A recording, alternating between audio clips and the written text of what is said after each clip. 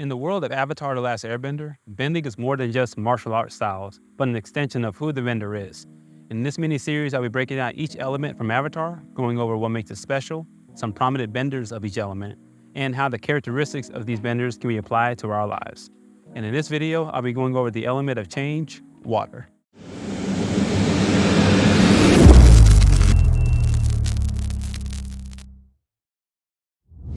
The first, I'm going to talk about some characteristics of water. The first of which is adaptability.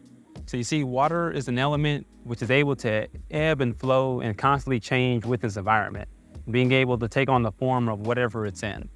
And honestly, I think that's an incredible skill to have, no matter who you are, because let's be honest, life is unpredictable.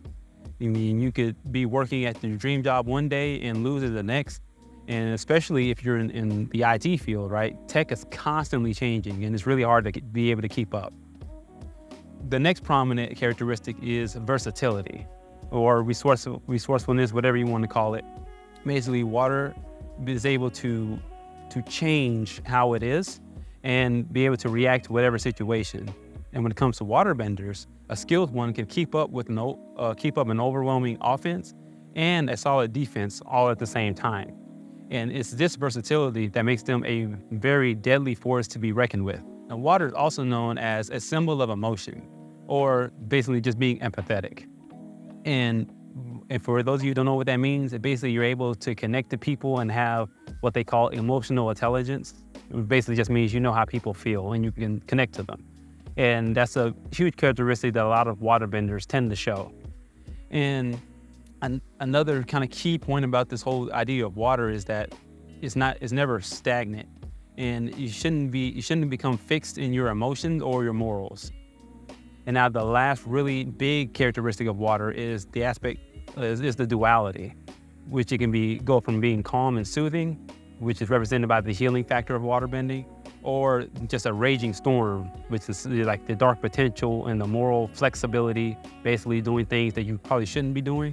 And it's a lot like, bloodbending, the dark art of waterbending. Now, the best characters that represent these aspects of waterbending is none other than Katara and Sokka of the Southern Water Tribe. Now, as for Katara, she tends to go with the flow and is really able to sympathize with others, even her enemies. And honestly, that leaves her open to all types of manipulation. But the other side of Katara is that she's iron-willed in her morals and her beliefs. If she thinks something's right, or better yet, if something's wrong and that it needs to be righted, she's going to stand her ground no matter what anybody else tries to talk her out of it. And she does not give up on whatever she believes in. And now, throughout the show, Katara has been shown to be a very quick thinker. For instance, when her and Toph were imprisoned, and again during her fight against Azula during the final Agni Kai. And both of these instances show how Katara was able to adapt to the situation she was in, while also showcasing the versatility of the water that she bends. Now, when it comes to her personality, even more so, Katara wore many hats. I mean, she was the teammate, the team healer, a sister, the group mom, etc., etc. And honestly, having to juggle these many types of hats or masks you put on, takes the ability to kind of go with the flow and be able to change on the fly. Now let's talk about her brother Sokka. Now, despite not being a bender himself, Sokka still shows us some of the strengths of water. The first and probably the most prominent for him is resourcefulness. Sokka is always coming up with plans on the fly and is able to use any tool for his favor. And honestly, that leads to his adaptability to any situation that he finds himself in. And the point that ties both of these traits together is the fact that Sokka is a huge problem solver. I mean, think about it. He was the brains of Team Avatar and he was their natural leader. Whether they knew it or not, they looked to Sokka for a lot of these things. And that's because he's able to continue on no matter what setbacks are ahead of him. So let me know if you're enjoying this video so far. Be sure to drop a like and comment below what's your favorite element. Now, for me, what I learned from waterbending is that life doesn't always go as planned, but I can do my best to take it in stride and adjust as needed. So back when I was younger, as a small child, we tended to move a lot. And no, my dad wasn't in the military, but better opportunities came up and, he took them, right? Who wouldn't? But that kind of forced me to get used to adapting to different situations and different surroundings. Now, I still do get kind of nervous and awkward at first, anytime I meet someone new or try something new, but I've learned to lower the time it takes to start to feel comfortable again. I'm no longer just this scared little child anymore, right? I mean, after all, water doesn't let anything stop it. Now, as for versatility, what I've learned is that there can be some overlap in your skills and experiences if you know where to look. For example, when I wrestled in high school, some of those techniques transferred over to when I played football. And as for technology, I learned so much about computers that it actually transferred over to my non-tech business, right? Just the whole idea of problem solving and being able to troubleshoot issues that come up. And when it comes to emotions, I may honestly be the most emotional guy that you've ever met. And I know it's not cool, this guy's just a big teddy bear or whatnot, but it's the truth.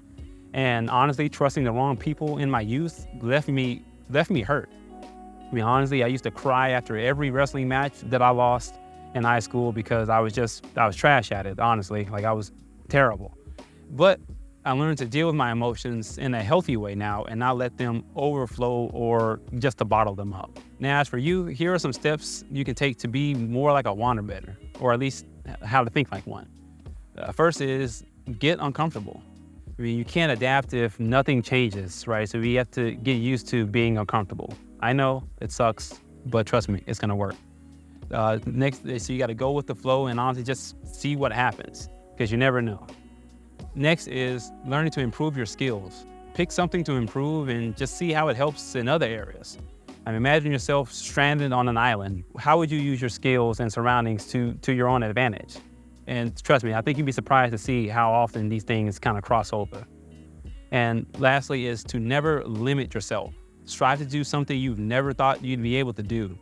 And for me, it was honestly starting this YouTube channel and even learning a foreign language.